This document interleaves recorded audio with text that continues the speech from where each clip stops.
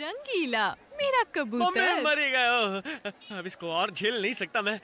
ऐसे ही छुप के बैठता हूँ ताकि वो देख नहीं पाए। रंगीला शरीफ लड़के का पीछा कर रही हो? तुम सूरा को जानते हो ना? हाँ तो मैंने एक लड़के से सूरा के बारे में पूछा तो वो बोला रंगीला से जाके पूछो, इसलिए मैं रुको। सूरा के बारे में मुझसे नहीं, सीधा जाके उसकी माँ से पूछो। पर है कहाँ हाँ, उसकी सामने माँ? जो औरत मछली बेच रही है ना वही है। चल मेरे साथ मुझे नहीं, चल। अरे शरीफ आ लड़के ना। को कॉलर पकड़ के ले जा रही हो। पर मैं उन्हें पहचानूंगी कैसे? वो भूरी साड़ी वाली ना वही उसकी माँ है। सासू माँ, मेरे बच्चों की दादी बस माँ। अब ज्यादा हो रहा है। प्यार में लोग गले मिलते हैं, तुम तो गले पड़ रही हो। गला दबाओगी क्या? जाके मछली पकड़ो, मैं चली सासू माँ से मिलने। अच्छा, ये लड़की तो बहुत तेज है। पता नहीं सूरा की माँ से क्या क्या कहेगी। हो सकता है कुछ अनाप शनाप बोल दे। जाकर सुनता हूँ। सासू माँ, सासू माँ, हाँ, आपको बोल रही क्यों है। रे रंगीले? ये चांद का टुकड़ा जमीन पर कैसे उतर आया? कौन है ये? इसका और आपके बेटे का टाका भिड़ा हुआ है। कुमर चिक टाकर चिक।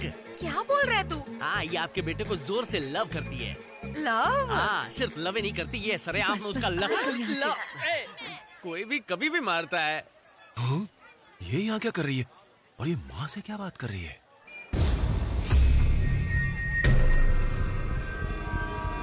तो इसीलिए मैं आपसे यहाँ मिलने आई।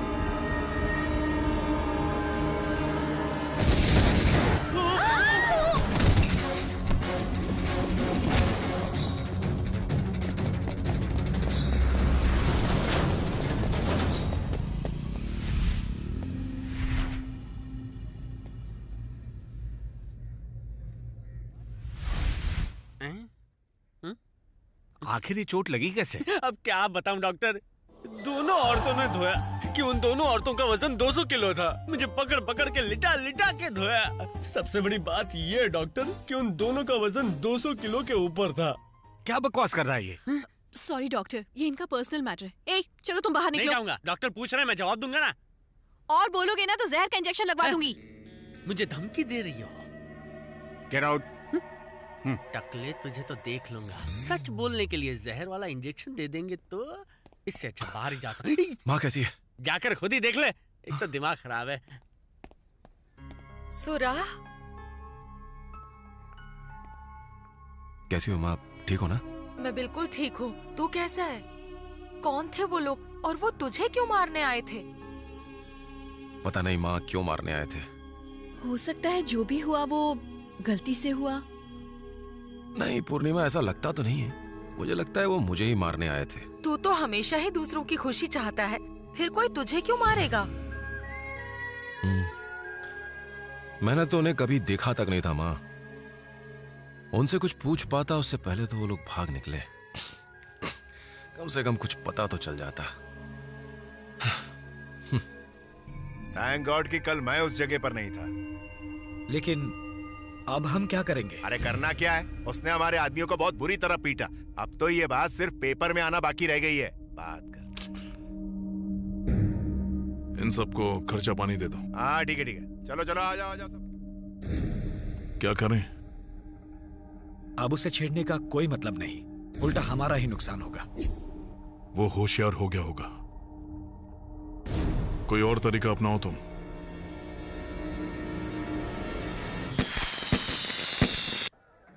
ओके, मैं चलती हूँ। बाय।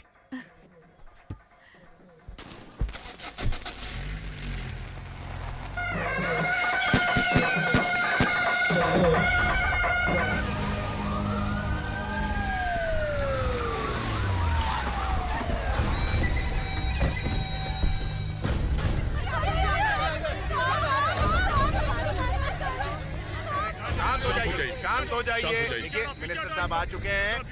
आपकी सुनवाई होगी। आग में सब कुछ जल के राख हो गया, हम बर्बाद हो गए। हमारी मदद कीजिए। सर, ये आग पटाखों की वजह से लगी है जो बस्ती वालों ने मेले में जलाए थे। पटाखों को संभाल कर जलाना चाहिए। देखो क्या हो गया। मुझे बहुत दुख हो रहा है। थड़ानी, ये क्या हो गया? अब हम क्या करेंगे, कैसे जिएंगे? हमारी तो कुछ समझ में नहीं आ रहा है। हमारा तो सब कुछ जल गया। बुरे वक्त में सुरा हमारी मदद करता था, अब तो वो भी हमसे छिन गया। आपको हमारी मदद करनी ही होगी। इनके लिए क्या इंतजाम किया है? सर, लोग कम होते तो पास के स्कूल में ठहरा देते, लेकिन यहाँ तो सब कुछ जल चुका है। यहाँ सैकड़ों नहीं हजारों लोग हैं सर। हमें बात करके कोई रास्ता निकालना पड़ेगा। कुछ दिनों में बारिश शुरू होने वाली है सर, ऐसे में हालात और बिगड़ जाएंगे। सर, आपको ही कुछ करना पड़ेगा। आप लोगों की मदद मैं करूंगा। मरुधर इलाके की मेरी जमीन आपको मुफ्त में दूंगा मैं। आप सब लोग वहां आराम से रह सकते हैं। हर परिवार को मैं 1 लाख रुपए की आर्थिक मदद दूंगा। आज रात के खाने की, रहने की और बाकी सारी चीजों की जिम्मेदारी मेरी होगी।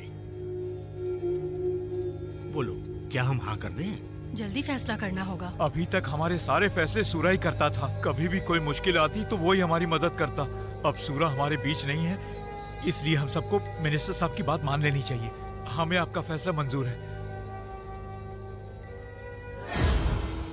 सुनो थड़ानी, एकदम सही मौका है। लोहा गर्म है, हथौड़ा मार दो।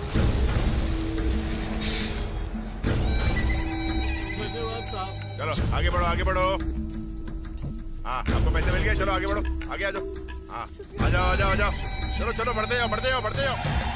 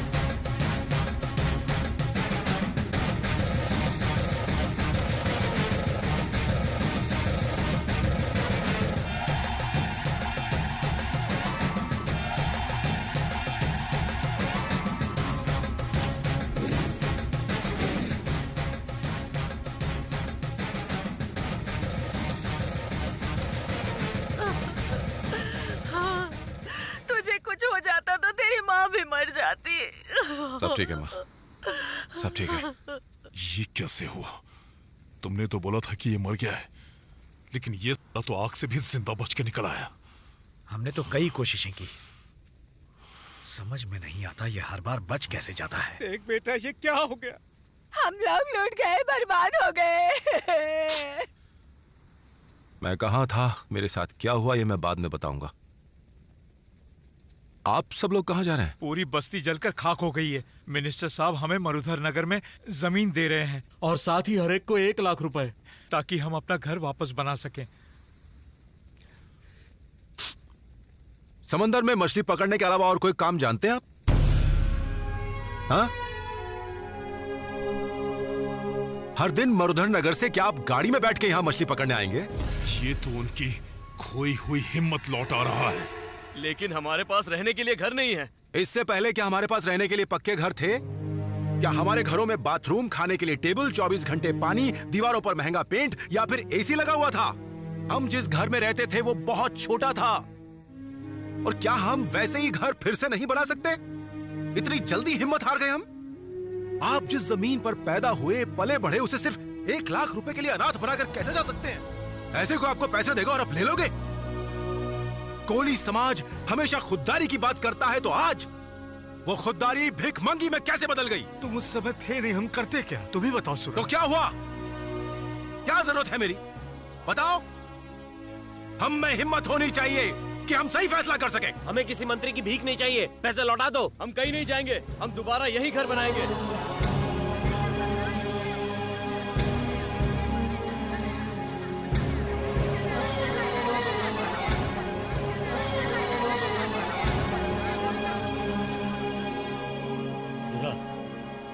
मिनिस्टर साहब तुमसे मिलना चाहते हैं।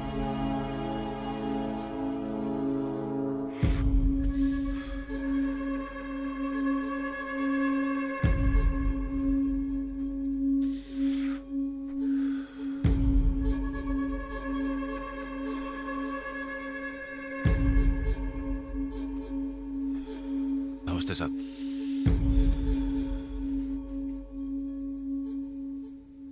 तूने बस्ती वालों से जो जो कहा मैंने एक एक शब्द अच्छे से सुना। बेकार में उनके दिमाग में खिचड़ी मत पका। आग में उनका सब कुछ लुट गया है। बदलने के लिए उनके पास एक जोड़ी कपड़े तक नहीं बचे हैं। मैं उन्हें जमीन और पैसे दे रहा था, तो तूने बीच में अपनी टांग क्यों अड़ाई? अगर आप हमें घर बनाने के लिए पैसे देते तो हम बहुत खुश होते और इससे बड़ी बात हमारे लिए कुछ नहीं होती। पर आप तो चाहते हैं कि हम ये जमीन छोड़ के हमेशा के लिए यहां से चले जाएं। मुझे तो अब आपकी नीयत पर शक होने लगा है कि आप हमसे हमारी जमीन छीनना चाहते हैं। समझ गया। मैंने हर परिवार को 1 लाख रुपए दिए। तुझे कितना चाहिए? 10 लाख? 1 करोड़?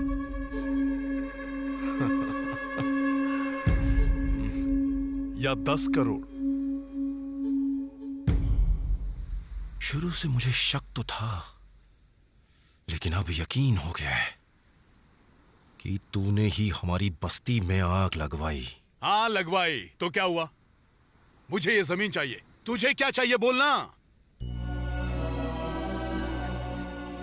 तूने हंसते खेलते लोगों से भरी एक बस्ती जलाई, और अब जब मैं ये सवाल पूछ रहा हूं तो तू पैसे ठूस के मेरा मुंह बंद करना चाहता है। अगर ये बात मैंने किसी को बताई तो कोई मुझ पर यकीन नहीं करेगा। पुलिस तक तेरे खिलाफ कंप्लेन नहीं लिखेगी। इसीलिए अब इस मामले को मैं अपने हिसाब से निपटाऊंगा। अबे मैं यहाँ का एमपी हूँ। मेरे पास पैसा है, रुतबा है, ताकत है। मेरा कोई कुछ नहीं बिगाड़ सकता।